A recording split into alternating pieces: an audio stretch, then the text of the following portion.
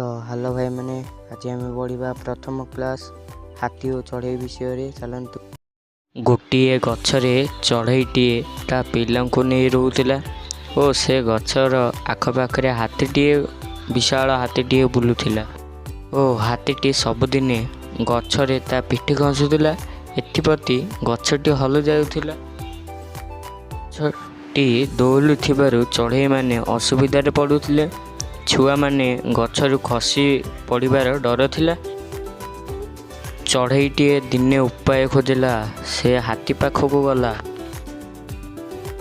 चढ़ईटी हाथीर कान भितर पशिगला। हाथी कचाड़ी होई तली पड़गला। किछि समय पर हाथीर कानरू चढ़ईटी बाहरी आसिला